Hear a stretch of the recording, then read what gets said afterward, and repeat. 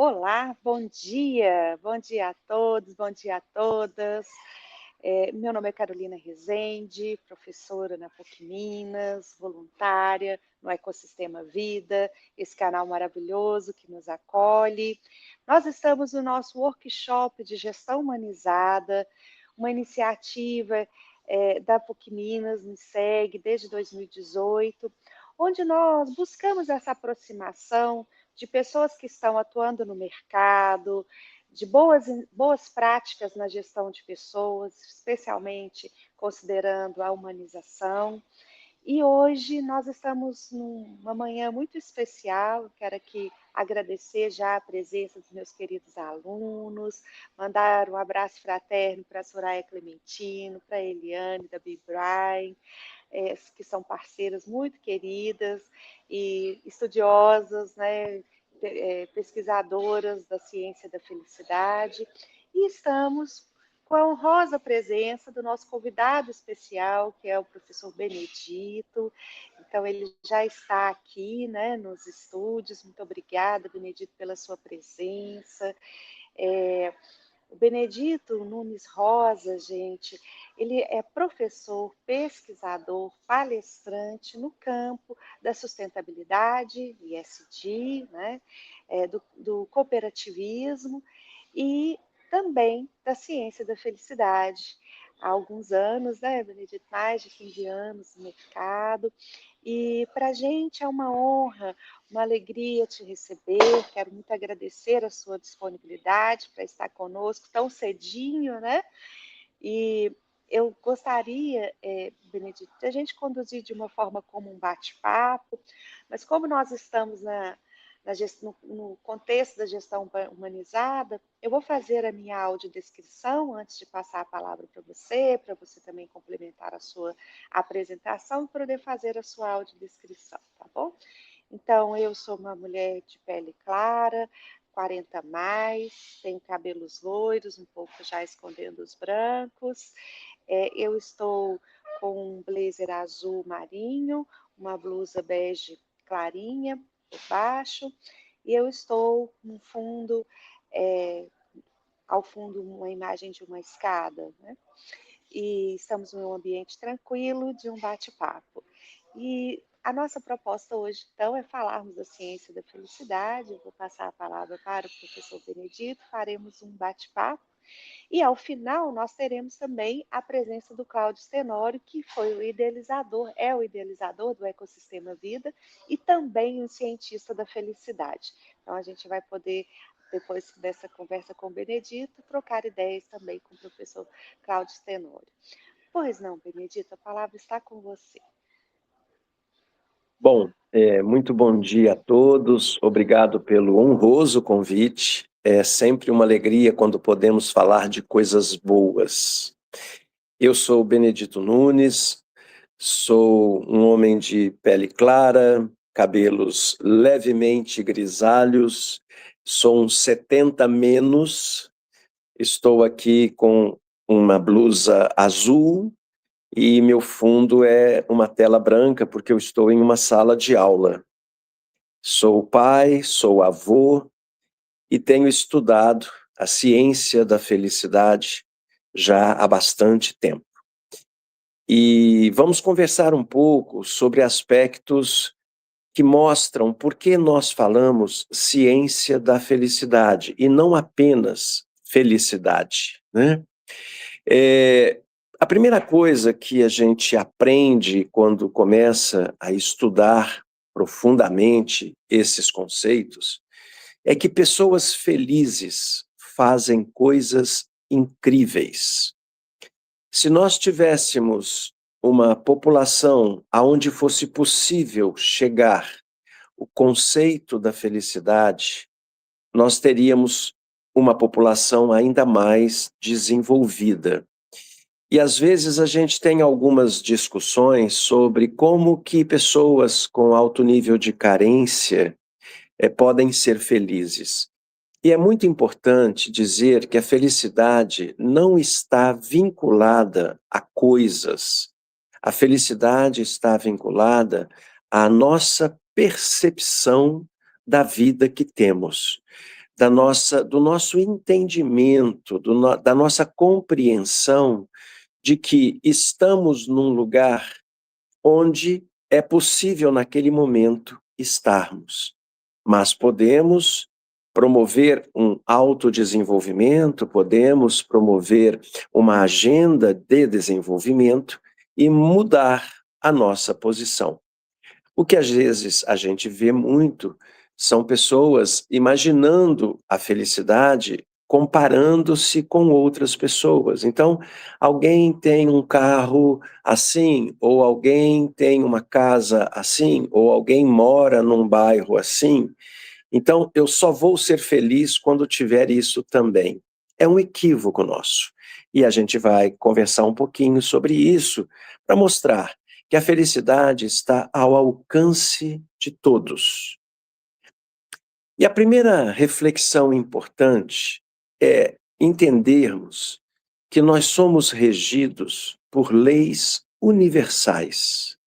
Além da hierarquia das leis que regem um país, que regem uma sociedade, então, a Constituição, a lei federal, portarias, decretos, nós temos uma lei superior, nós temos um conjunto de leis que supera todas essas, e nós chamamos de leis universais, porque elas existem desde que o mundo existe, existirão mesmo quando o mundo não existir mais, e todos nós, sem exceção, estamos submetidos a elas.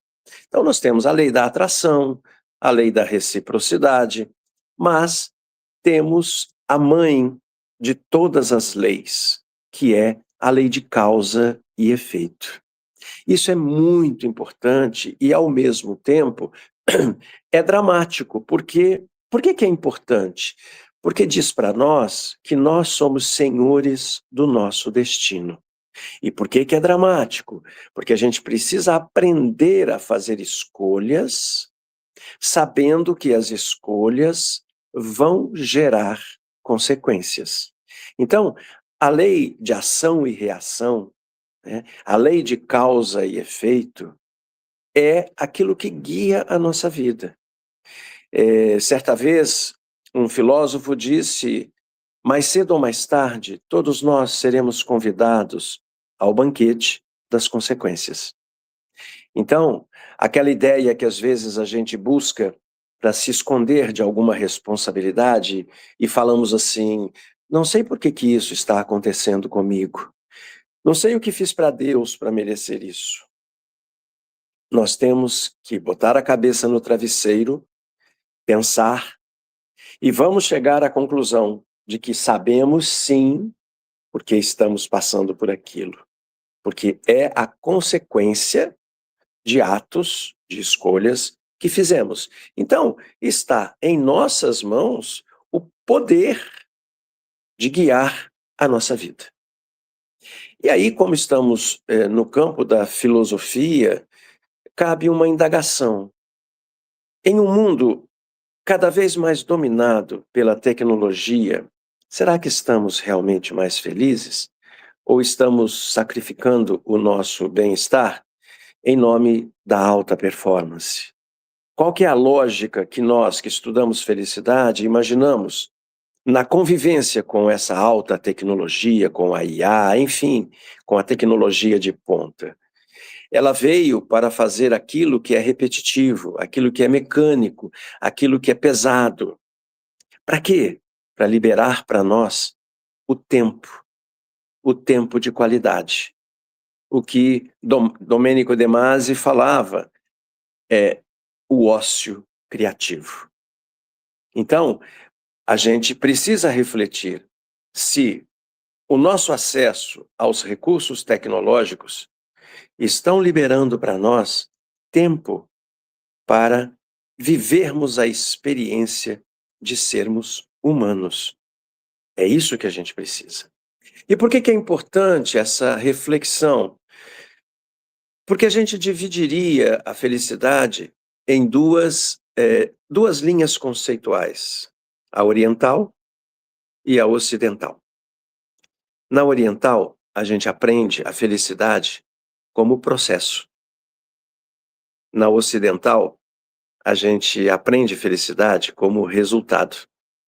Na ocidental, a gente trilha um caminho e aprecia os detalhes do caminho e aquilo nos torna felizes. Na ocidental, a gente estabelece uma linha de chegada, imaginando que lá vai estar a felicidade. E aí nós abdicamos de perceber as belezas do caminho. Guimarães Rosa foi muito feliz quando disse: a felicidade se encontra nas horinhas de descuido.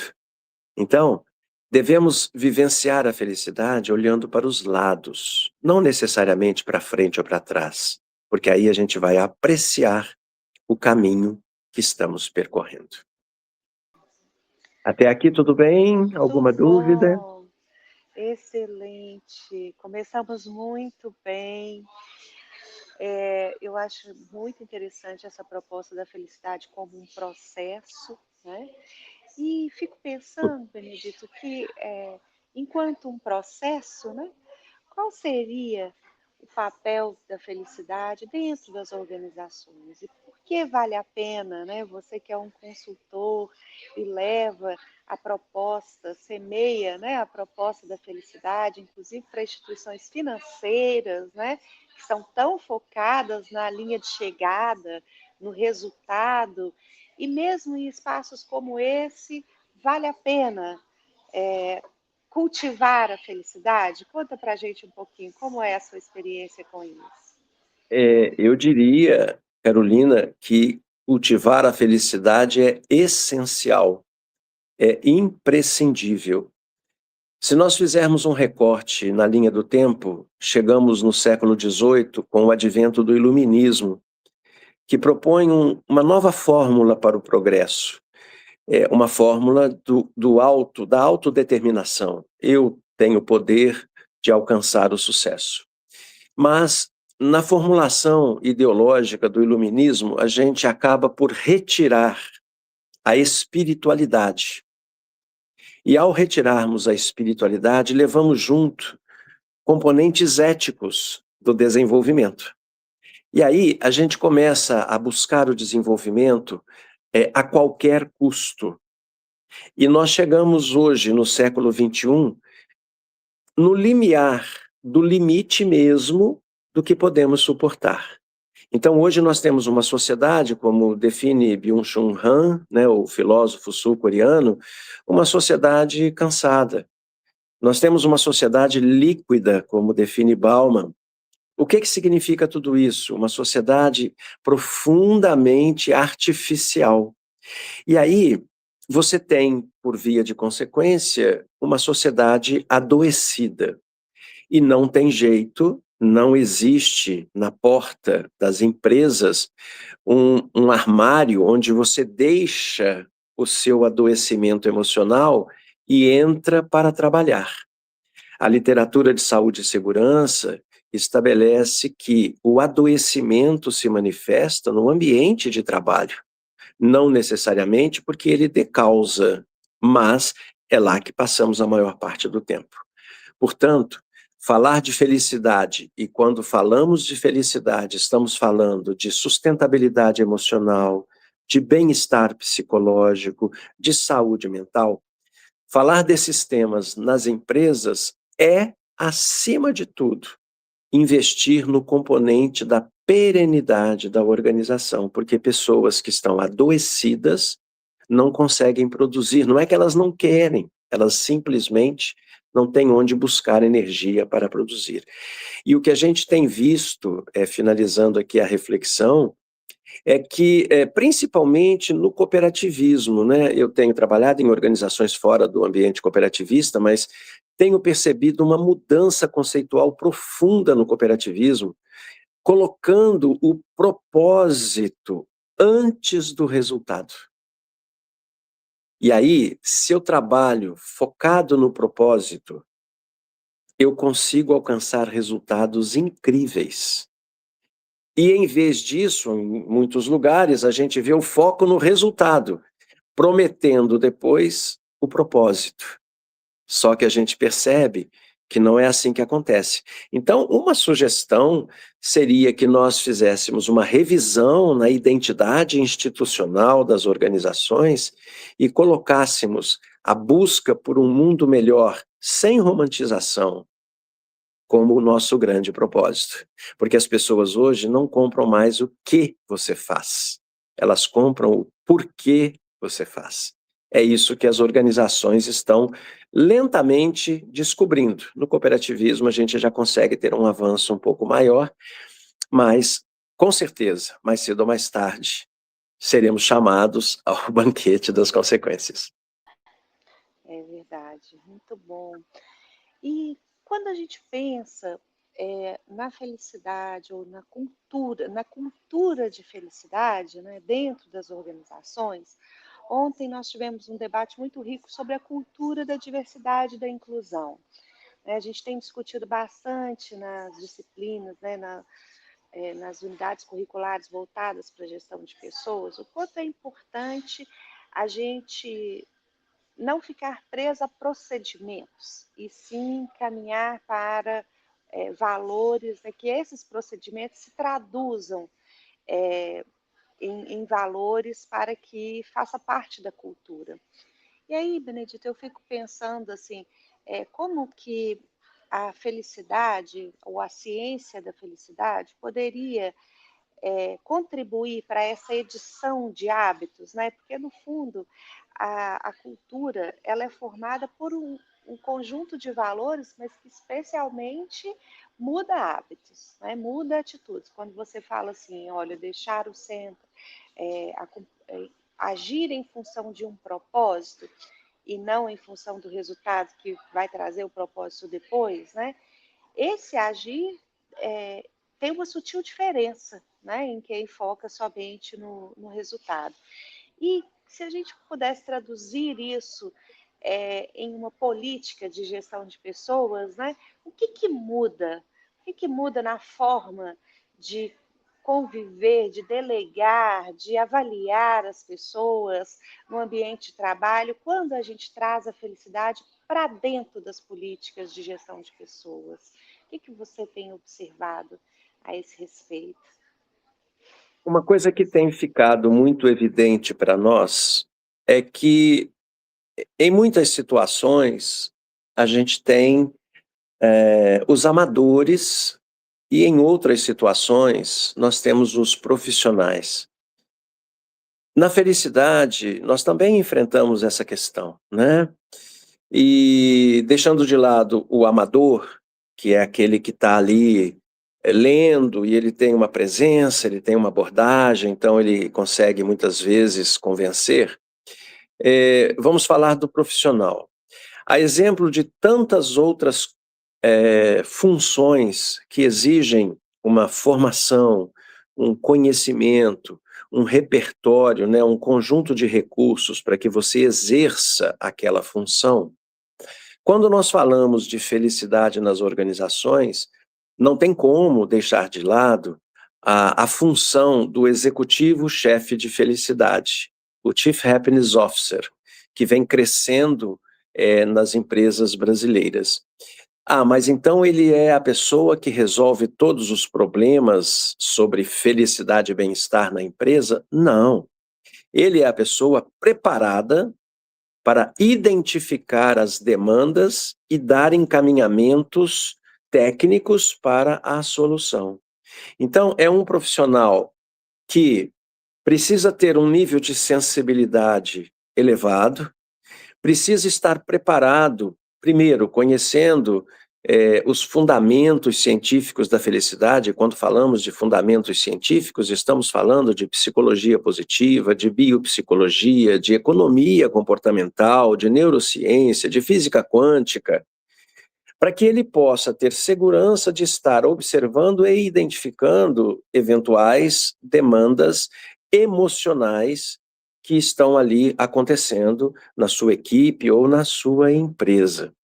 Então, a partir do momento que as empresas identificam e concordam com a necessidade de ter um especialista, digamos assim, para poder olhar essa questão que hoje está sob responsabilidade dos recursos humanos, que muitas vezes não tem essa formação específica, então a gente vai usar métodos antigos, métodos clássicos, para resolver problemas contemporâneos.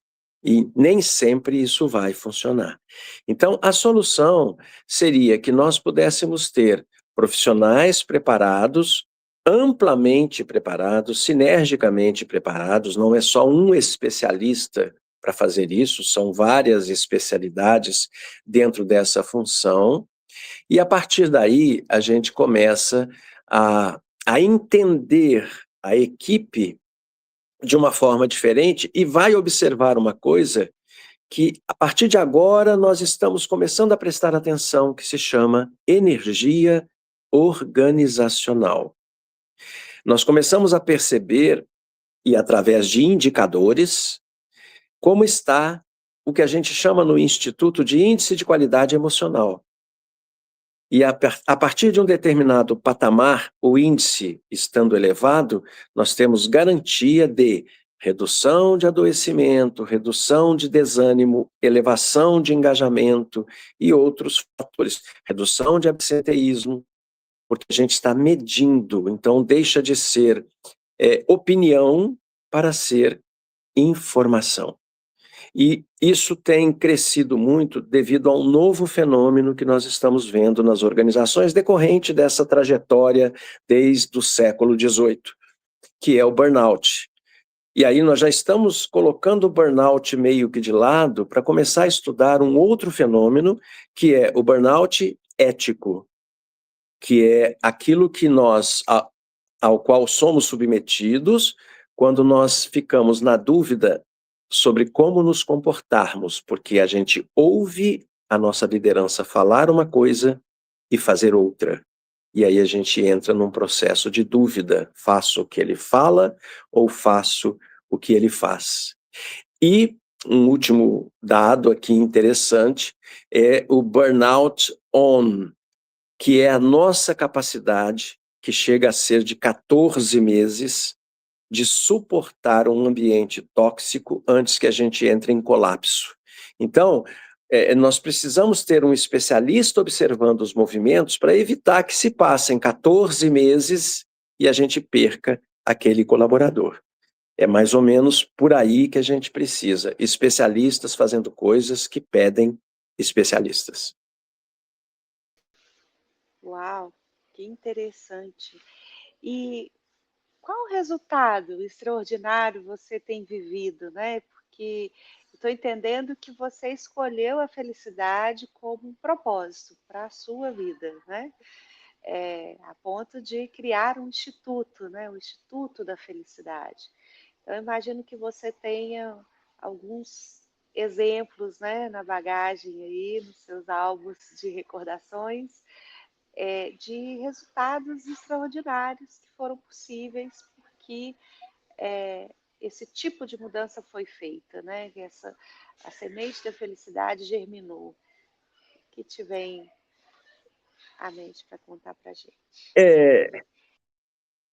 Eu sou uma pessoa abençoada, porque eu sempre tive a felicidade de trabalhar onde eu gostaria de estar. Eu tive 2 empregos ao longo da minha trajetória. Eu trabalhei 22 anos na Companhia Siderúrgica Nacional, na área de desenvolvimento humano, e depois vim para Belo Horizonte, isso em 97, já vão fazer 30 anos praticamente, e fui trabalhar numa fundação. E depois eu continuei na Fundação Dom Cabral, trabalhando na área de sustentabilidade, aonde eu comecei a me incomodar pelo fato de falarmos de sustentabilidade apenas com a preocupação com a natureza. Ok, eu entendia que se nós cuidarmos dos seres humanos, eles cuidam da natureza. E felizmente isso vem sendo comprovado. Então, a minha trajetória profissional, ela sempre foi pautada por esse status de felicidade intrínseca, porque eu sempre fui abençoado trabalhando em lugares que me davam muita satisfação por conta da realização.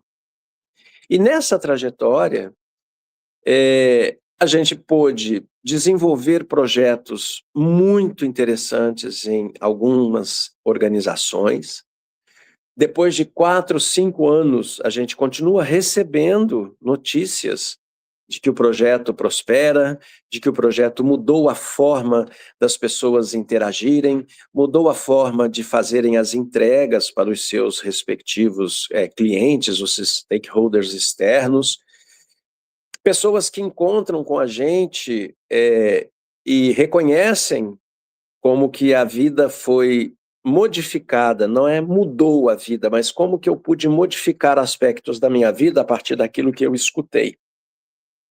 Em uma palestra, em uma oficina, em uma consultoria. E eu tenho 2 exemplos que eu gostaria muito de apresentar para vocês, porque eles realmente superam qualquer tipo de compensação que a gente possa imaginar, né? A compensação financeira, por exemplo.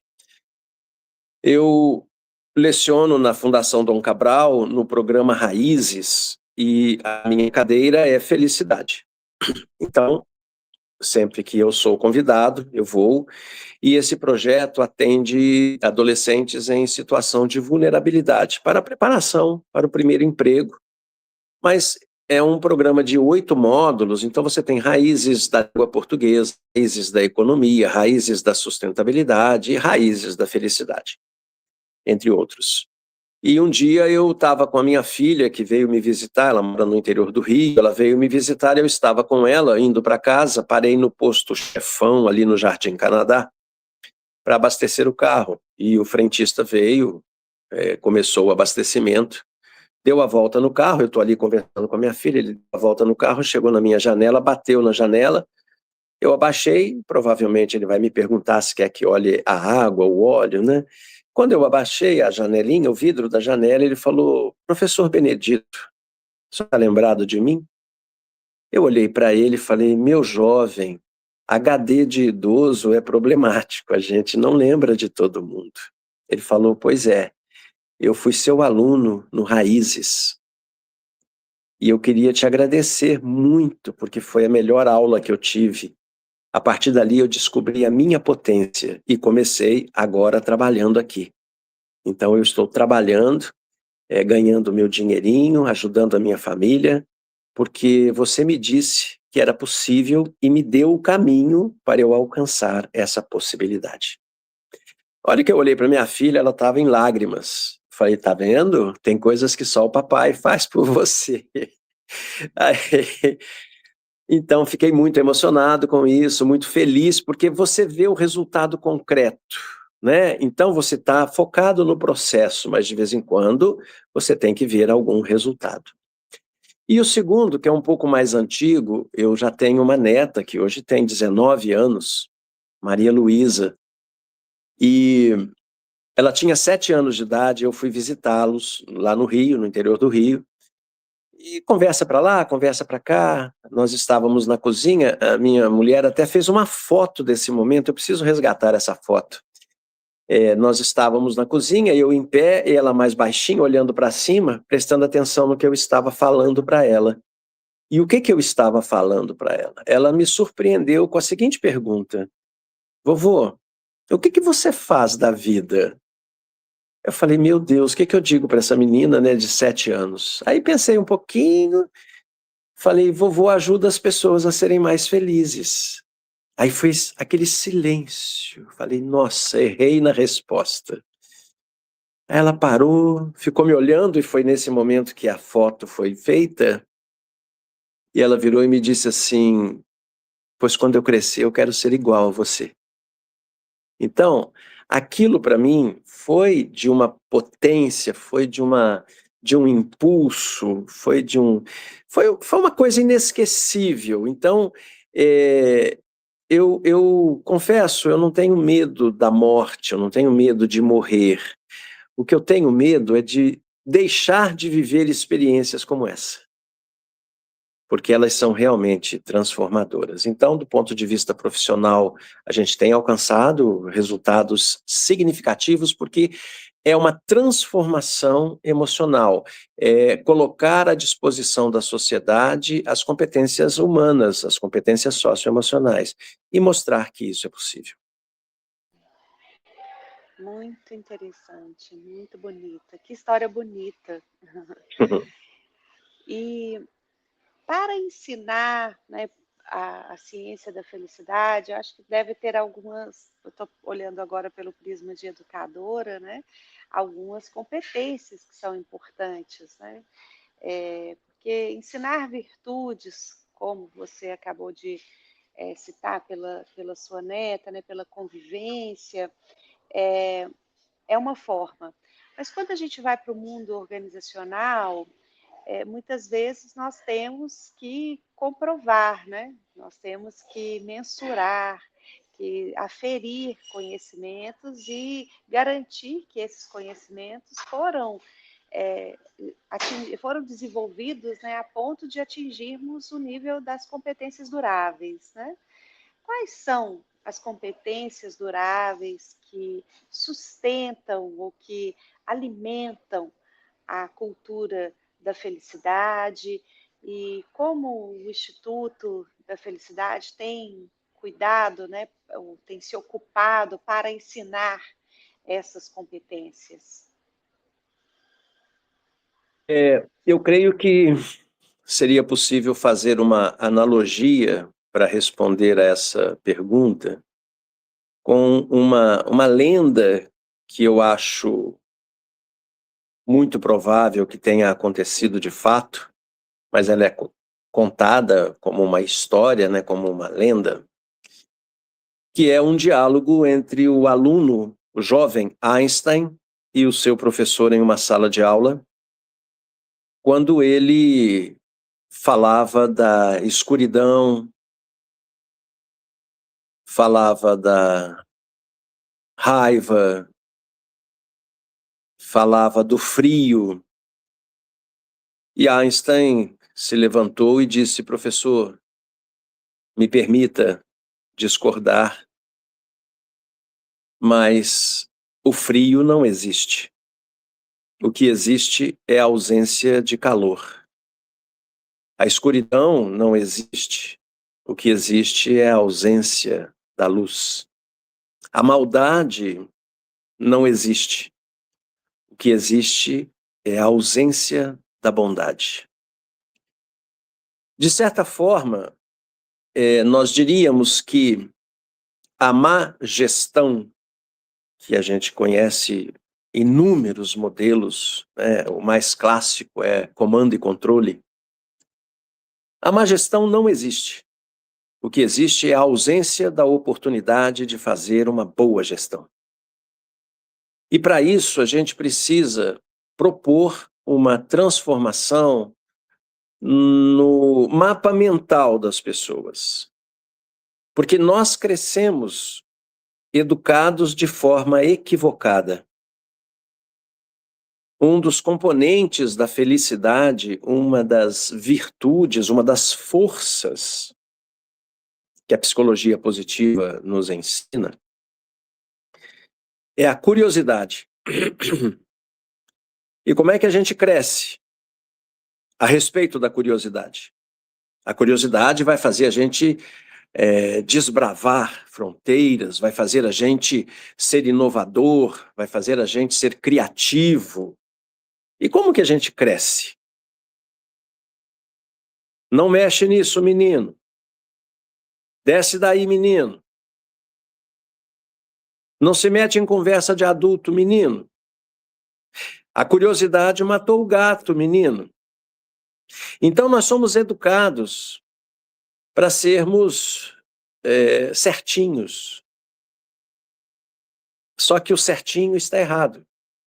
Ele é produtor de crenças limitantes. E aí nós chegamos nas organizações entendendo que é assim que a gente tem que administrar. O que nós fazemos? Primeiro de tudo, nós trazemos informações dos principais relatórios do mundo, mostrando que quando você tem um ambiente seguro e saudável, que é o que se propõe, né, pela Organização Mundial de Saúde, quando você tem uma proposta de trabalho digno, que é o que propõe a OIT, os ganhos são muito evidentes. Quando você pega a literatura de saúde e segurança, você vê que um investimento preventivo num universo de 1.000 colaboradores pode custar R$ 200.000. Mas a correção dos problemas que surgirem, porque não houve a prevenção, pode chegar a R$ 1 milhão. Se nós pensarmos no mundo hoje, nós temos 12 bilhões de dias perdidos por afastamentos motivados por adoecimento emocional no mundo por ano. Isso significa 5 trilhões de dólares de perda por ano. 1 trilhão apenas com ansiedade e depressão. Isso são dados disponíveis nos relatórios da OMS, nos relatórios globais de saúde e bem-estar, inclusive da Aon, que é uma empresa especializada em custo de saúde. Se nós pegarmos a proposta de bem-estar que a França adotou, o primeiro-ministro admite que essa proposta decorre do custo estimado de 15 bilhões de euros por ano por afastamentos motivados. Então, está na hora de nós colocarmos os números à frente da ideologia simplista da felicidade e mostrarmos que isso é possível. E o primeiro passo é refazermos, requalificarmos o mapa mental das lideranças, fazendo com que eles entendam que investir em pessoas saudáveis traz resultados. Principalmente porque hoje a maioria das empresas não mede quanto custa trocar alguém por afastamento, contratar uma nova pessoa que foi embora. A gente não mede o custo disso. Ele fica invisível. E tem um dado muito interessante, publicado há alguns anos atrás, que diz assim: as pessoas não vão embora do emprego, elas vão embora das relações que elas têm no trabalho. Então, primeiro passo, mostrar para a liderança em números, se estivermos falando com os economistas, que investir em felicidade dá lucro, dá retorno financeiro. Se estivermos falando com profissionais de recursos humanos, investir em pessoas diminui absenteísmo, turnover, conflitos dentro da organização. Então, é uma questão de calibrar o discurso para quem for escutá-lo. Mas, basicamente, vai passar por uma mudança de percepção. E um detalhe, já estamos ouvindo algumas pessoas falarem, criticando essa questão da felicidade, de que agora não existe mais liderança nas empresas, as empresas precisam de terapeutas. Isso é uma besteira de gente ignorante que não sabe do que está falando, né? Nós precisamos de líderes e não de chefes. O Max Geringer, para finalizar, fala uma coisa muito legal, muito divertida. Chefe, naquele modelo antigo, é igual nuvem. Quando ele vai embora, o sol aparece. Nós precisamos de líderes. Chefe, fazendo uma brincadeira, está em extinção. Bom, a gente até os números contrariam um pouco essa extinção, né, desse modelo de chefia, porque estamos com as relações muito adoecidas, né? Então isso me parece que é um paradigma que nós gostaríamos de já ter superado, mas que está aí, né? Mais atual, talvez, do que nunca, né? Mas é uma relação de causa e efeito, viu, Carolina? Nós estamos com uma geração adoecida porque temos líderes, chefes adoecidos. Pois Então, é. Uhum. E por onde começar, né? Por onde começa essa cura? Qual é os porque nós poderíamos pensar assim, que um corpo saudável adoece menos. Ou poderíamos pensar que o remédio bom sara mais rápido, né? Mas um remédio bom para um corpo que não está tão saudável, talvez vai fazer um estrago maior, né? Ele cura naquele momento, mas ele deixa o corpo ainda mais vulnerável, né? Então, quando a gente está numa relação em que as causas estão muito se retroalimentam dos efeitos, né? Como se fosse assim, as, as, as organizações adoecidas criam chefias adoecidas que adoecem também as suas equipes, e as equipes adoecidas alimentam a organização adoecida, e assim nós vamos num ciclo vicioso, né, que nos prende em uma condição trágica. Parece que a gente não tem saída, trágica no sentido grego, né, de parecer que não temos saída. E a mudança de cultura, me parece, né, Benedito, assim, que mudar a cultura requer, em algum momento, sair dessa lógica e alimentar outras possibilidades.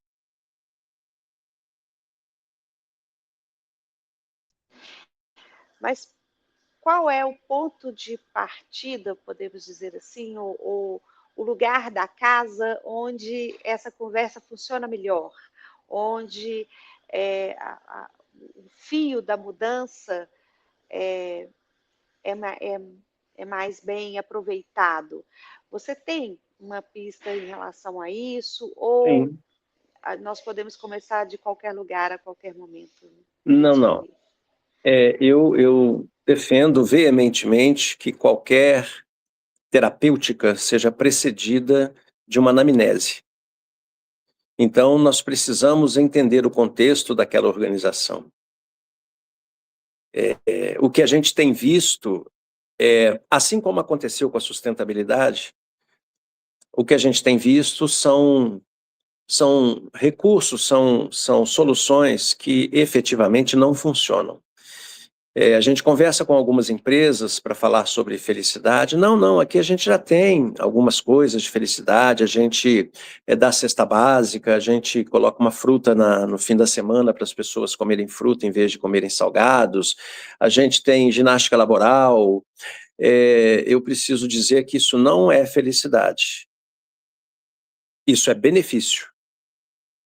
Felicidade não é o que a empresa te dá. Felicidade é como a empresa te faz sentir. E aí, a gente está falando de um ecossistema que começa pela alta liderança, pelo dono da empresa, pelo presidente, e é lá que a gente começa a conversa, para dizer a ele o seguinte: se você quiser, a gente faz um diagnóstico, a gente faz uma anamnese, e eu trago para você todas as informações. E se você tiver uma pesquisa de clima, a gente vai fazer uma correlação entre a pesquisa de felicidade e a pesquisa de clima, e certamente vamos constatar que aquilo que aparece como deficitário na pesquisa de clima é porque, emocionalmente, nós temos correspondência na pesquisa de felicidade. Ou seja, as pessoas estão respondendo sobre o clima baseado naquilo que elas sentem emocionalmente. E só a pesquisa de felicidade identifica isso. A partir daí, você mostra para ele os exames clínicos. O paciente fez uma série de exames e você apresenta os resultados e diz a ele: para você melhorar o seu colesterol, você vai ter que fazer exercício físico. Para você melhorar o seu ácido úrico, você vai ter que reduzir ou melhorar a sua alimentação. Ou seja, alguém que entende da leitura dos exames vai dizer ao paciente o que ele precisa fazer.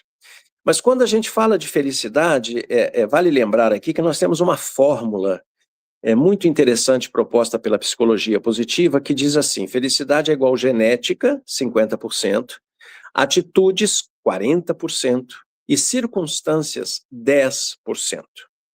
Trazendo isso para aquilo que estávamos falando, o diagnóstico com o seu laudo é uma circunstância. Ele representa 10% da solução. 40% é a atitude. Diante daquele resultado, qual é a atitude da liderança? Eu quero que a minha empresa continue adoecida, porque se ela continuar adoecida, ela vai fechar. Nós temos um estudo feito na Fundação Dom Cabral há alguns anos, com as 500 maiores empresas do Brasil, foram monitoradas durante 15 anos. E ao longo de 15 anos, nós verificamos que cerca de 42% das empresas desapareceram. As maiores empresas. E aí nós fomos estudar por que isso? Porque eles negligenciaram o ciclo de vida.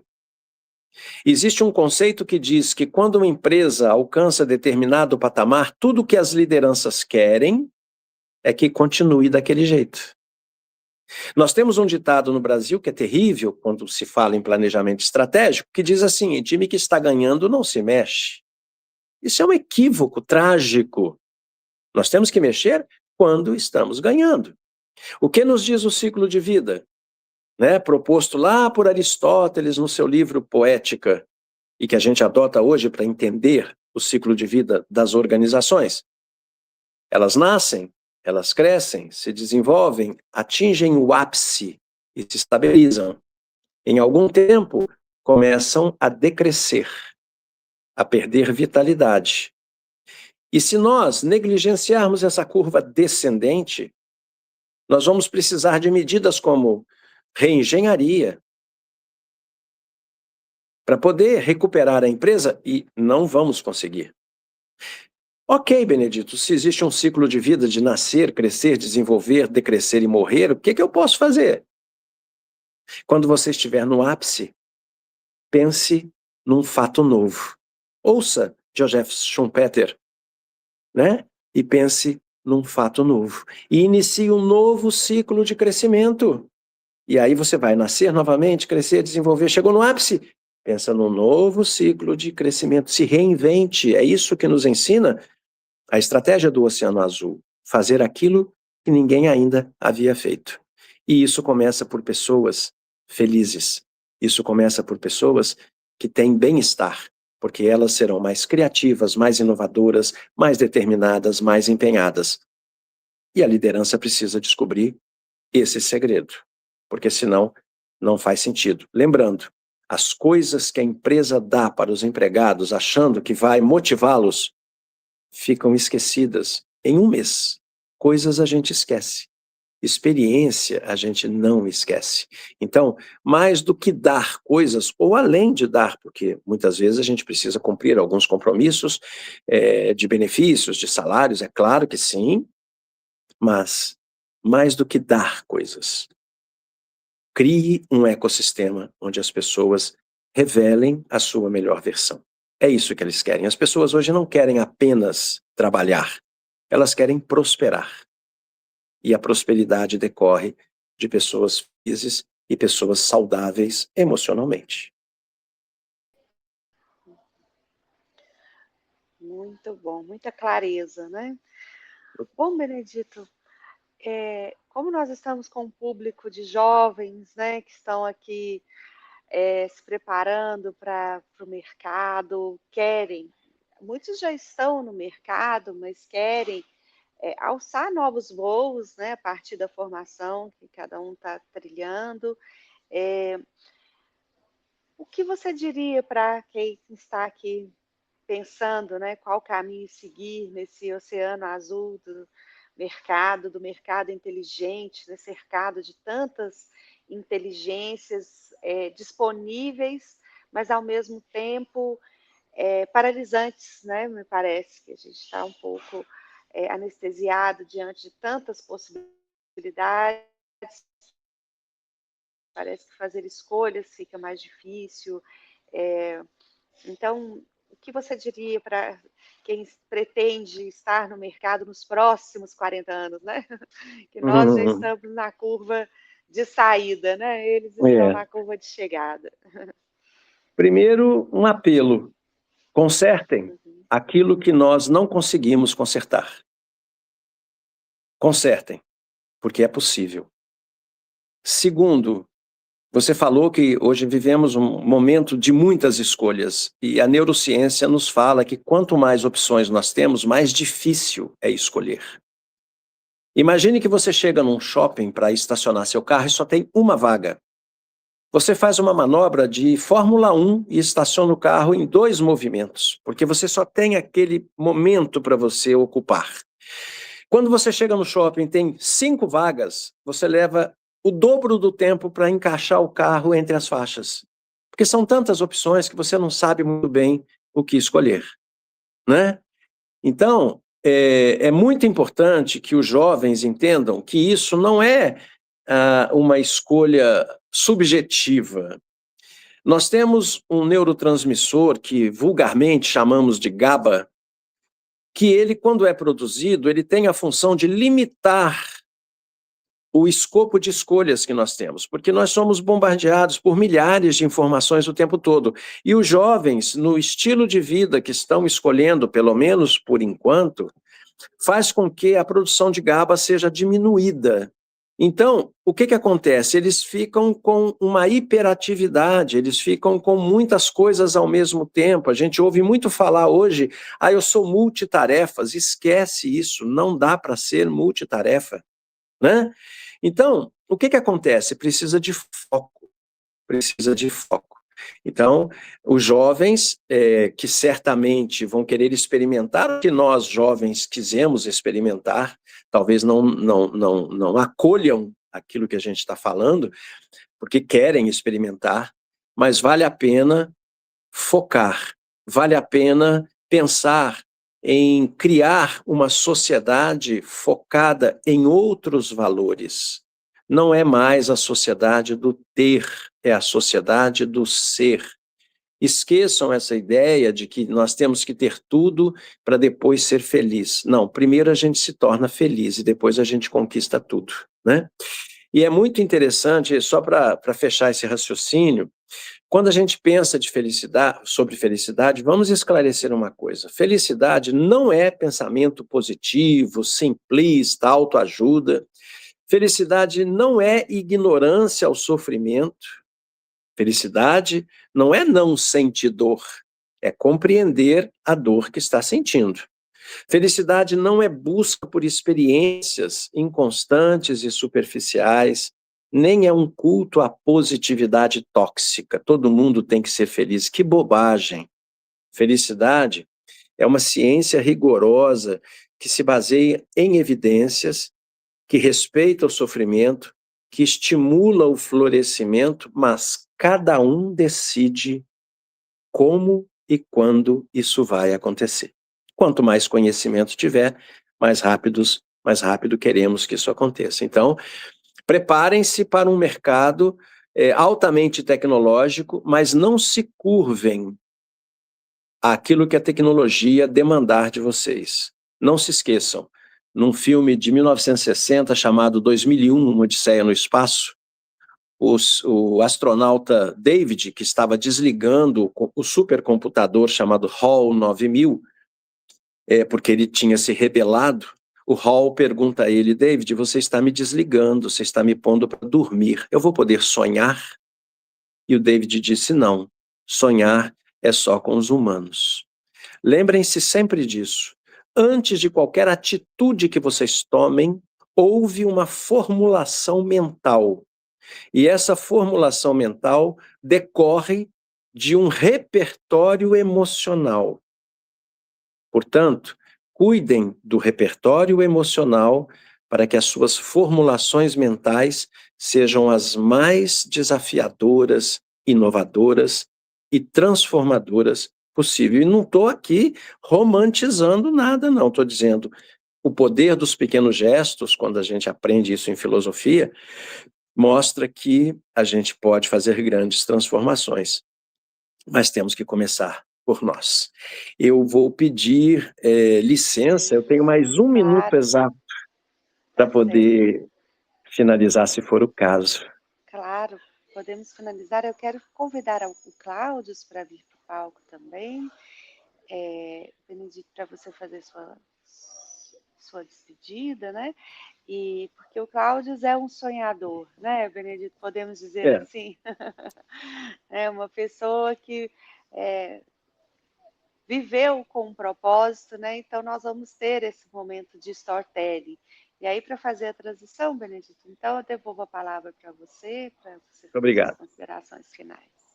Quero agradecer a oportunidade, agradecer aí poder é, estar junto nessa sala com o Cláudio, com você, com os alunos, com as pessoas que estão conosco, e dizer o seguinte: os estudos de neurociência revelam que quando você se concentra no que é bom, seu cérebro se reconfigura para buscar mais coisas boas.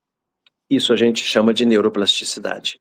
Quando a gente resolve trocar de carro e decide que vai comprar sei lá, um Jeep Compass, a hora que você sai na rua, você vê Jeep Compass para todo lado. Por quê? Porque o seu cérebro se configurou para observar isso. Então, pense em coisas boas, que você será uma pessoa boa e poderá realizar coisas boas. E um dia, seu netinho vai dizer: nossa, quando eu crescer, eu quero ser igual a você. Muito obrigado a todos. Desculpe ter que sair, mas eu Obrigada, tenho muito outro compromisso. obrigada. Boa aula para você, te agradecemos imensamente. Tudo de bom. Obrigado. Um abraço. Ei, Cláudio, bom dia. Bom dia, Carol. Tudo bom? Bom, quero primeiro começar agradecendo por ter nos recebido aqui no Ecossistema Vida, né? Gostamos muito desse espaço, acho que eu vou querer usar mais vezes, viu? Um anfitrião muito bom. E queria que você fizesse a sua audiodescrição, né? Como que você está aí, daqui eu posso ver que você é um esportista de sempre, né? Mas conte um pouquinho como que você é e, na sequência, o que você faz, né? Muito obrigada. Obrigado pelo convite, Carol. Espero que a gente tenha uma boa conversa aqui, né? Bom, a minha descrição é. Primeiro, eu estou muito feliz, né, de estar aqui. Eu sou tenista há 56 anos, ensino tênis há 47 anos. Sou clarinho, já tive mais cabelo, eram louros, agora estão grisalhos. Estou com uma blusa laranja, que é a cor que eu mais gosto, e essa blusa foi criada pela minha esposa para um evento importante, chama Tênis Escola, que é o principal projeto hoje que corresponde mais ou menos à minha vida de tênis, né?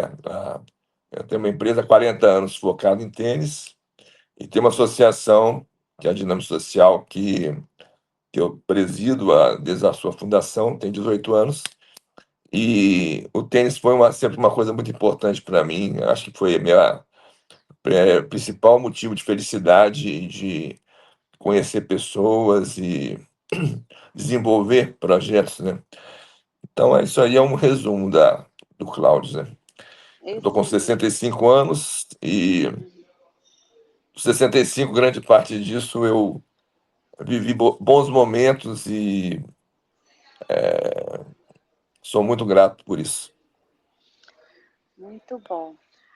Bom, e você tem um legado maravilhoso, né? Então, eu gostaria, Cláudio, de tecer aqui um fio, né, de uma linha, um fio condutor para o seu storytelling e até também justificar que às vezes a gente tem, por exemplo, eu saio do palco justamente para que a tela fique com vocês, né, para que o público possa ver é, vocês em evidência. Mas com o tempo que a gente tem de convivência, eu tenho um orgulho, assim, né? O Claudio foi meu aluno também, uma outra escola de planejamento, né? Ontem eu estava com alguns ex-alunos também no nosso workshop da noite, e você tem um senso de propósito, de legado, e ao mesmo tempo de realização, de levar para os outros, né, o legado muito focado na transformação do mundo, né, na transformação da forma de a gente conviver, de a gente produzir, de a gente ser bem sucedido, vamos dizer assim, né? Então, eu gostaria que você contasse um pouco como que você chegou ao seu Ikigai, né? E talvez até traduzir esse conceito para o nosso público. E como que, da vivência do seu Ikigai, você chega à proposta de promover novos Ikigais, né? De promover esse encontro com o propósito e o legado a partir do ecossistema vida. Né? Eu sei que tem uma vida toda aí para você contar, mas vamos considerar um tempo, eu acho que de 20 minutos, né? Ficaria bom, pode ser assim? Pode ser, claro. Bom, eu acho que um momento importante da minha vida foi quando eu fiz um teste vocacional. Eu não lembro nem a idade que eu tinha, mas era bem novinho. E o teste vocacional falou que eu tinha facilidade de lidar com as palavras, de me expressar, que o meu trabalho ideal era ao ar livre, e, e isso me incentivou a buscar alguma coisa ao ar livre, porque eu gostava muito de esporte, apesar de ser um pouco mais. O meu pai falava que criança saudável é criança bem alimentada, e passa a ser um pouco gordo. E o tênis foi a primeira coisa que eu encontrei, porque era um esporte só dependendo de mim, era um lugar que eu tinha paz. Então eu acabei optando por isso, apesar de todas as pressões familiares de que eu deveria ser engenheiro, que eu deveria ter alguma formação acadêmica tradicional. Eu escolhi o tênis como um meio de vida, né? Então acho que e foi muito complicado, porque a pressão da sociedade, a pressão da família, era um emprego formal. A minha mãe, até pouco antes de falecer, ela falava assim: você tinha que ter um emprego formal, uma coisa, um banco, ou trabalhar na Fiat, você conhece o pessoal da Fiat. E eu falava com ela: olha, eu estou feliz assim. Eu acho que esse é o grande lance. E sempre foi uma escolha e uma reescolha, né? A cada período da minha vida, eu buscava sempre o esporte, mas eu sempre buscava também um equilíbrio. Eu não ficava só no esporte, então eu me dedicava às vezes à leitura de um livro, me dedicava à cultura de modo geral, à música, principalmente. A música me trazia muito prazer. Eu com 7 anos eu ouvi uma música, e mesmo eu gostei muito da música, e falei com a minha mãe que queria comprar esse disco, na época de vinil. E ela me levou numa loja, e quando eu cantei a música, assoviei a música para o dono da loja de disco, ele falou assim: é a Quinta Sinfonia de Beethoven. E me colocou lá, ó, a Quinta Sinfonia, e eu com 7 anos eu chorei, assim, muito emocionado com aquele momento. Então, assim, era o tênis, era a minha escolha, mas eu gostava também de outras coisas, né? E acabei tendo uma boa educação, convivi com várias religiões, e meu avô era espírita, minha avó era católica, a outra avó era mais ligada aos evangélicos. Então, essa diversidade de coisas, né, de assuntos, foi me trazendo um repertório muito grande. Eu vivi de tudo um pouco. Então, eu tinha aula de inglês, tinha aula de música, tinha aula de tênis, frequentava um clube que tinha vários esportes. Então, isso tudo foi me trazendo essa diversidade. E com isso eu não cansava de uma coisa só. Eu treinava muito porque eu tinha que ser melhor. Eu gostaria de ter uma boa performance no tênis, eu queria ganhar dos meus adversários. Então eu treinava sempre mais do que eles, mas eu descansava na música, descansava estudando, fisicamente, buscava uma boa alimentação. Então eu cuidava de tudo de uma maneira equilibrada. Então não dava aquele estresse, aquele burnout específico daquele assunto, né? E, e eu nesse meio tempo, a minha formação, eu formei em engenharia elétrica. Então eu tinha um raciocínio lógico muito interessante, porque a engenharia eu queria fazer rápido o curso, porque não era isso que eu queria. Mas eu entreguei o diploma para meu pai me aplaudiu lá quando eu entrei para receber o diploma. E então, essa formação me deu muito raciocínio lógico, muita destreza né, no pensamento, na construção das coisas, principalmente nos números. E depois eu fiz engenharia econômica, que eu saí um pouco dessa área acadêmica, e na engenharia econômica tinha muita coisa de marketing e administração também de empresas. E depois eu fiz tênis nos Estados Unidos, eu consegui fazer uma universidade de tênis nos Estados Unidos. Isso foi muito gratificante, eu atingi um nível muito alto de pontuação, eu alcancei o mais alto nível lá da classificação dessa universidade. E fui jogador também, quer dizer, então essa vivência foi muito rica, né? Tudo que eu fiz foi de uma maneira muito rica.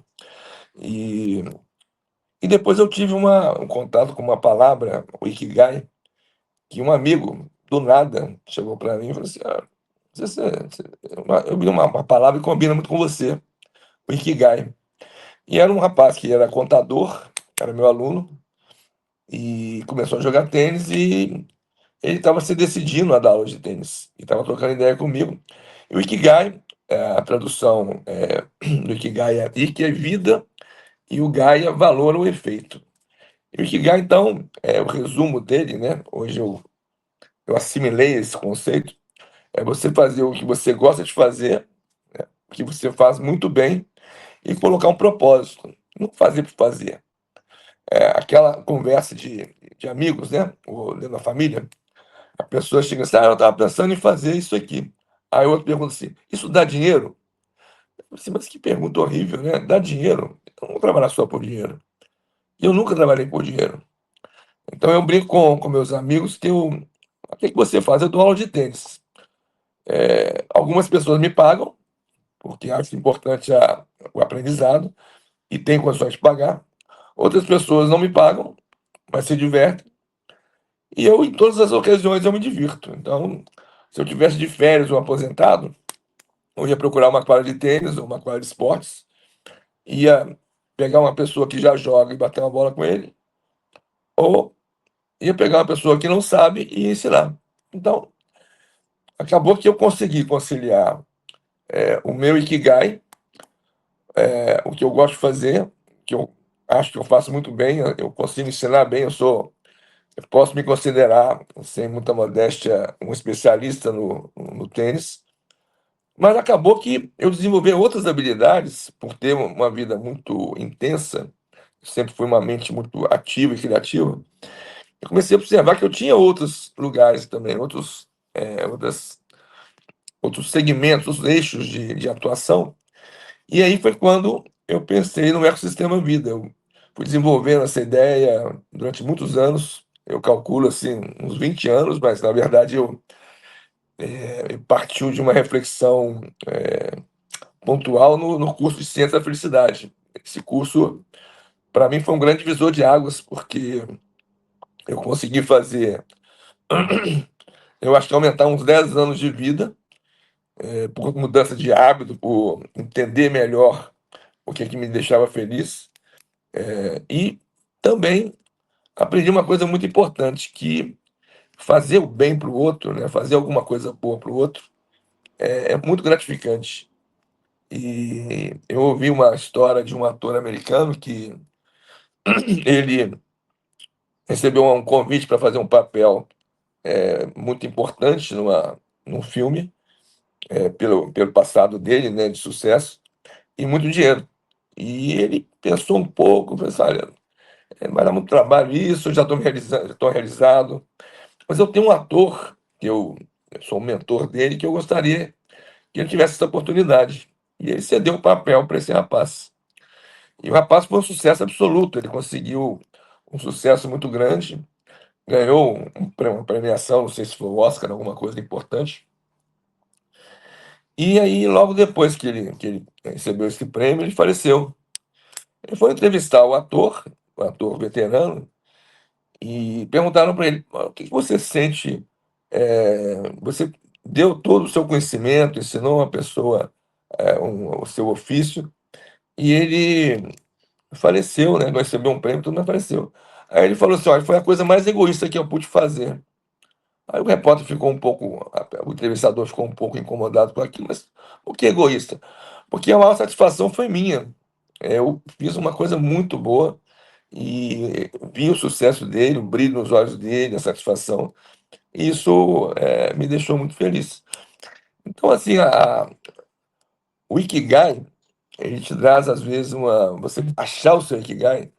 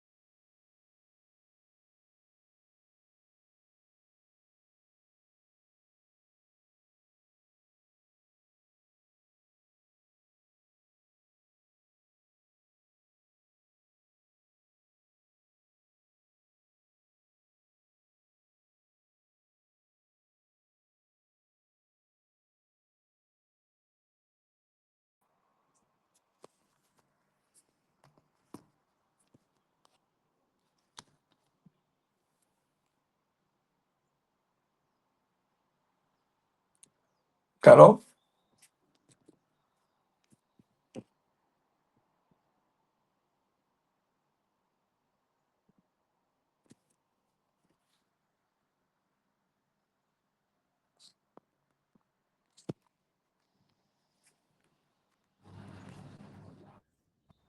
Tá me ouvindo, Carlos? Agora eu tô. A Carol tá tentando voltar, pode continuar, tá bom? Tá bom. Bom, então, como eu estava falando, né? Eu concluí, então, um projeto com vários eixos baseados no que eu vivi. O esporte, a cultura, a educação, a saúde, que naturalmente eu fui buscando, principalmente vendo problemas de saúde ao meu lado, na minha família, nos meus amigos. A convivência, que hoje, principalmente nos dias de hoje, é uma coisa muito. Muita diversidade, né? Tem várias religiões, tem vários. As pessoas se sentem cada um de uma maneira, e então tem a convivência do rico com o pobre, existe uma diferença, um grande espaço entre as pessoas mais privilegiadas financeiramente, economicamente, na pobreza absoluta que a gente vê no dia a dia, de uma comunidade ou de um assentamento. Eu tive agora um assentamento de índios venezuelanos, a pobreza absoluta, nada para comer, nada para vestir, uma coisa horrível. Então, essa diversidade, né, você conviver com essa diversidade e a convivência com o meio ambiente também, todo mundo estragando o meio ambiente, sujando as águas.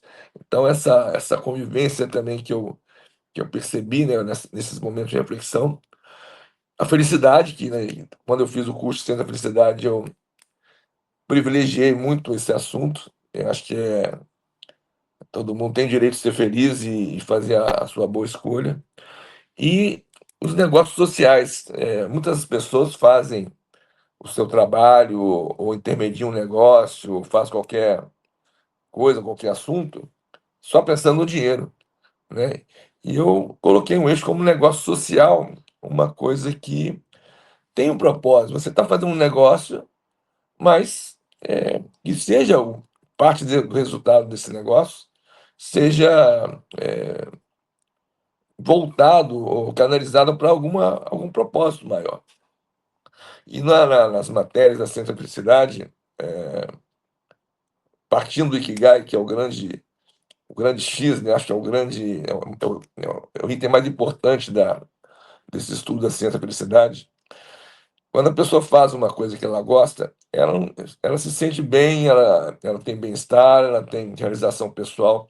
Então, ela não vai procurar droga, não vai procurar uma compulsão qualquer, ela não vai trabalhar muito, porque senão ela vai ter um burnout, vai dizer. Então, ela tende ao equilíbrio, porque ela está fazendo todo dia, ela acorda pensando que ela vai fazer uma coisa que ela gosta. Então, eu não sei, assim, falar que dia que eu realmente trabalho, no sentido de que seja uma tortura, né, que é a origem da palavra trabalho, já me falaram que é tortura.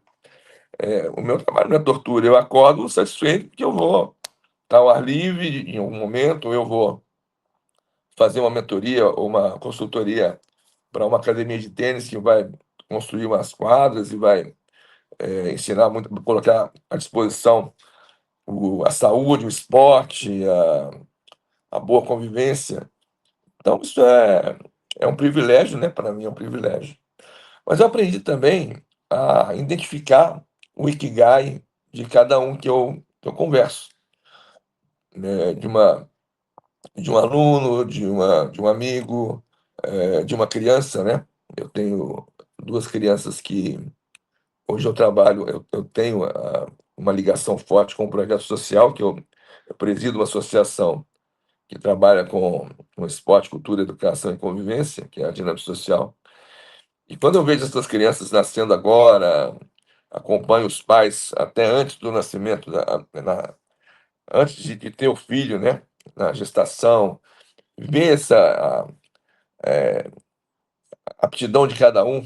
Hoje no projeto eu vejo lá a minha esposa, que é a gestora principal desses projetos, estabeleceu lá uma divisão de atividades, o científico, o cultural e o outro que é mais de buscas que não, fora do esporte, da cultura, né? Da cognição, da informação, do conhecimento. Então, existe uma divisão já prévia de buscando já a tendência de cada um. Tem criança, não adianta você querer botar para o esporte, porque ela não quer esporte. Ela pode praticar o esporte ou ter uma atividade física, mas não é o principal assunto dela. Como também não adianta você colocar uma pessoa que quer mexer que quer ser um administrador, quer ser um engenheiro, não tem talento para música. Então, acho que cada um buscando o seu talento, isso na família é muito importante, porque eu tenho um amigo que levou a filha para jogar tênis com 12 anos e falou assim: olha, a minha filha quer ser uma profissional de tênis. Eu assim, mas eu pensei, mas com 12 anos ela quer ser uma profissional de tênis? E quando ele falava isso comigo, perguntava para a filha: não é, filha? Ela falou assim: é. Mas aquele que você vê que não era. E eu estou dando corda, tô vendo aquele entusiasmo dele, é um entusiasmo absurdo, e dela um entusiasmo conveniente. E há pouco tempo atrás, alguns dias atrás, eu liguei para ele para saber como é que estava a carreira, porque a gente acabou se afastando um pouco para problema de deslocamento, problema financeiro. e ele falou que a menina tinha desistido. Eu, intimamente, pensei, bom, eu acho que talvez fosse uma realização mais dele do que dela. Isso acontece muito na família, né? O meu pai queria que eu fosse engenheiro, e eu queria uma outra coisa. Eu vejo. Agora, coincide às vezes, né? O planejamento dar certo e você achar o ikigai do seu filho, né? Eu tenho um outro caso interessante que o pai chegou com esse mesmo discurso. O filho estava com 13 anos, já jogava muito bem, já ganhava alguns torneios, e foi me fazer uma visita na minha casa e falou assim: olha, o meu filho, o André, ele quer ser profissional de tênis. Eu falei assim: olha, que bom. E eu via nele realmente uma. Não era muito convincente, mas porque o pai estava muito entusiasmado, mas olha, você sabe que para jogar tênis você vai ter que investir, né? Na cartilha do profissional, você tem que investir pelo menos US$ 300.000 durante 5 anos para a formação profissional dele. Tem que ter 14 mil horas de quadra e sorte e dedicação. As 14 mil horas de quadra com excelência, né? A repetição do golpe, 10 mil repetições vai te trazer a excelência, mas são 10 mil buscando a excelência. Não são 10 mil simplesmente batidas de bola. Você tem que trabalhar. Então, esse é o começo de tudo. E talvez, naquela época, tem bastante tempo isso, não existia uma estrutura no Brasil que fosse possível de absorver a formação profissional de um jogador de 13 anos. E a gente conseguiu uma bolsa para ele nos Estados Unidos, na Nick Bollettieri Tennis Academy, e depois virou IMG. Ele ficou lá dos 13 aos 18. Eu visitei ele algumas vezes lá. E toda vez que eu visitei, ele estava super feliz, tranquilo, se divertindo. E ele era o que mais treinava. Ele ficava na escola de manhã, almoçava rapidamente, 1 hora estava na quadra, ficava lá de 1 às 4 na parte técnica, depois tinha a parte física, e à noite, todo dia, ele treinava 600 saques, 600 repetições de saque. E esse menino ficou, depois iniciou a vida profissional no tênis, e ele ficou entre os 20 melhores do mundo de dupla, e ficou entre os 50 melhores de simples. Chegou na semifinal de Wimbledon, que é um torneio importante do tênis. Então deu certo. O Ikigai dele coincidiu com a expectativa do pai e coincidiu com a realização pessoal dele. E hoje ele é responsável pelo Tênis Austrália, que é a Federação Australiana de Tênis. Então eu já vi vários Ikigais que coincidiam com a expectativa familiar, mas já vi muitos Ikigais que não tem nada a ver com a expectativa familiar. Então, assim, na hora de escolher, na hora de definir, é muito importante essa experiência, né, dos vários eixos, né? Não estou colocando assim como uma coisa definitiva, mas eu acredito muito em cada um desses eixos, né?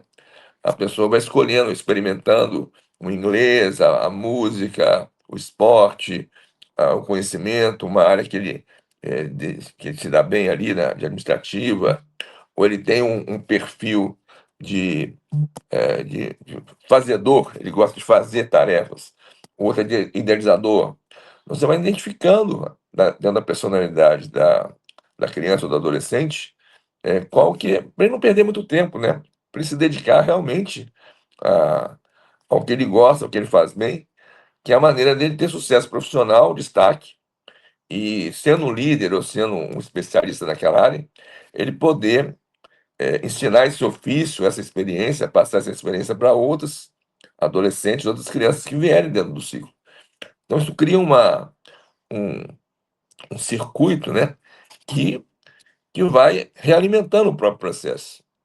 A criança é, percorre uma trajetória de vida, né, ela percorre todos os setênios da vida, os períodos da vida, feliz, e depois contribui com essa felicidade, com essa excelência que ele alcançou, por estar fazendo o que gosta e que faz bem, para outras pessoas percorrerem o mesmo caminho, né? Eu acho que, não estou falando que isso é uma solução definitiva para o mundo, mas isso acho que já ajudaria muito as pessoas a serem felizes e o mundo ficar um mundo melhor para se viver, né? Todo mundo feliz, não vai ter desequilíbrio, não vai ter depressão, embora isso aí é inerente, né? Não é só, os processos são muito complexos, né? Outros fatores podem levar à infelicidade ou à depressão, ao desequilíbrio. Mas eu acho que é uma boa maneira de se viver. Agora, uma coisa que eu queria falar também um pouco, existe um índice que existe o índice do PIB, né, que é o eixo que mede o poder econômico de um país, o Produto Interno Bruto, mas existe um índice também que chama FIB, que é a Felicidade Interna Bruta, foi criada num país do Oriente, chama Butão, e eu convivi com esse índice muito de perto, com um especialista nisso, que é o representante do FIB no Brasil, e o FIB é um medidor de felicidade de uma comunidade, de um povo. Lá no Butão, eles têm esse índice, são várias considerações, né, para compor esse índice. E normalmente esse índice do FIB, ele diminui um pouco o PIB.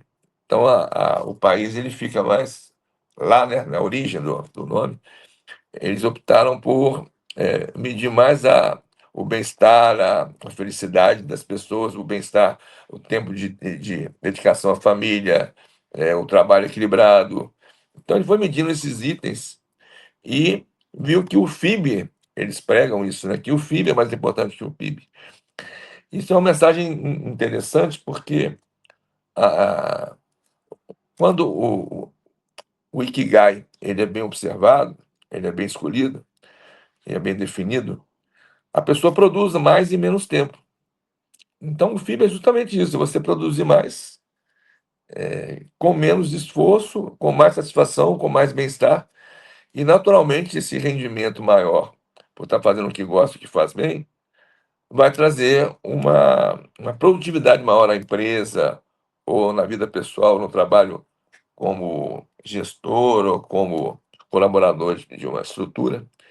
E eu acho que esse é o grande, a grande busca de todo mundo, né? Ser feliz de uma maneira equilibrada e evitando os excessos, o desequilíbrio e constituindo uma família bacana. E uma outra contribuição que eu queria trazer também é que o equilíbrio pessoal, né? A Carol me ensinou, através desse sistema de planejamento, que ela é professora, e hoje eu também sou também, o equilíbrio entre o eu, né? A pessoa equilibrar ela com ela mesma, né? O relacionamento afetivo, o nós, a família, o trabalho ou estudo, o social que ele faz, a igreja que ele frequenta, as festas que ele vai, o espaço que ele frequenta, que é o quarto dele, o carro, a organização do seu espaço do dia a dia, e os amigos que ele tem, né? Então, se você conseguir equilibrar tudo isso, você também fica uma pessoa mais feliz e mais satisfeita, que você pode descansar, você vai ter tempo para tudo, de tudo um pouco. Então é isso, a minha contribuição é essa. Se tiver alguma coisa a mais que eu possa acrescentar, eu estou à disposição.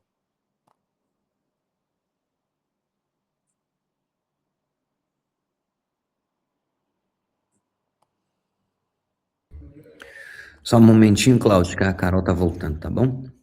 Tá? Vou continuar aqui enquanto a Carol não chega. Eu queria uma outra contribuição também interessante, que é uma reflexão também sobre felicidade. A ansiedade, que é um mal muito forte hoje, você eu fiz eu vi isso em algum lugar, eu não sei exatamente onde, mas eu vi um círculo onde é o círculo dos problemas que você tem gerência sobre ele. Então, aquele círculo ali, você sabe que se você trabalhar, você resolve aquele problema. É um problema que está ao seu alcance. Depois tem um outro círculo maior, que é o conjunto de coisas que você tem gerência, mas você depende do outro. E um outro círculo maior ainda, então, os problemas que você não tem nenhuma gerência sobre ele. Se você, cada vez que você analisar um problema, você sentir que você tem gerência e vai ter solução ao problema, o problema passa, em algum momento ele vai acabar, ele não vai existir mais. No outro, você pode conversar com pessoas, trabalhar de uma forma que aquele problema possa ser resolvido em conjunto, um trabalho em grupo. E o outro, a morte ou a escolha do outro, você não tem gerência, você deixa porque coloca lá, é um problema que não tem solução. Então acaba também não sendo um problema porque não tem solução. Então, se você vive dessa forma e consegue exercitar isso no seu dia a dia, você vai ter muito menos ansiedade e vai entender onde você pode chegar e onde você não pode chegar. O que você pode fazer e o que você não pode fazer. Então é isso. Acho que a Carol está de volta, Carol. Acho que não. Bom, o último conteúdo, então, que eu acho que eu posso. Que foi uma reflexão minha também, que foi a origem do projeto do Ecossistema Vida. Eu tinha, no curso da Ciência da Felicidade, tem uma matéria que se chama Ciclos da Vida e Superação. E o professor, é uma pessoa mais nova, ele colocou para mim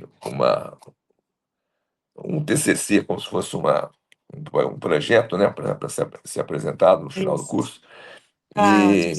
Oi, desculpe, eu estava vendo, mas a minha câmera não estava disponível abrindo. para vocês. É, Tá bom. mas bom, desculpa te interromper, né? É que Sim, também o nosso teto do horário chegou, mas eu queria dizer assim da riqueza da sua contribuição. Hoje nós tivemos falas espontâneas, né, de pessoas que têm um alinhamento de propósito muito claro e por isso não é preciso ensaiar, né? Tá tudo de cor, de core. sai Falamos naturalmente, né? exatamente do coração.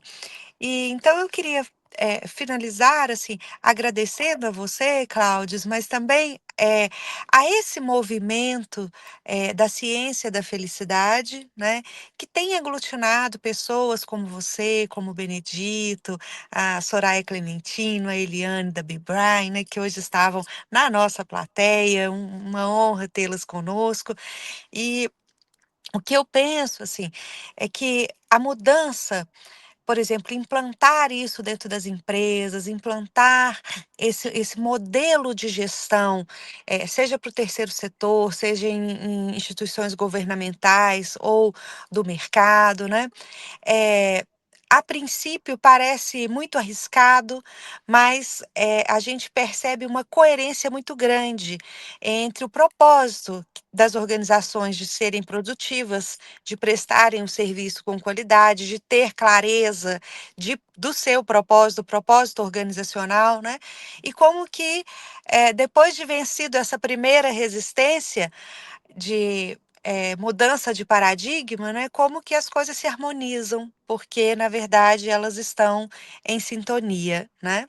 Então vou te devolver a palavra para fazer seus agradecimentos finais e a gente poder encerrar, tá bom? Obrigado, Carol, pelo convite. Obrigado para todos que participaram aí dessa conversa, desse monólogo, que eu espero que não tenha sido muito entediante e que eu estou à disposição para quem quiser conhecer mais essas reflexões minhas e nossas, né? Porque agora o projeto já envolve muita gente. Estou à disposição. Os contatos aí, quem tem o contato da Carol, ela vai ter o meu contato também. Estou à Certamente, disposição para contribuir para que o mundo possa ficar um lugar melhor para a gente viver. com certeza, felizes. Muito Feliz. obrigada, obrigada a todos, um bom dia. Obrigado. Obrigado, Carol. Bom Até dia. Até mais. Tchau, mais. tchau. Tchau.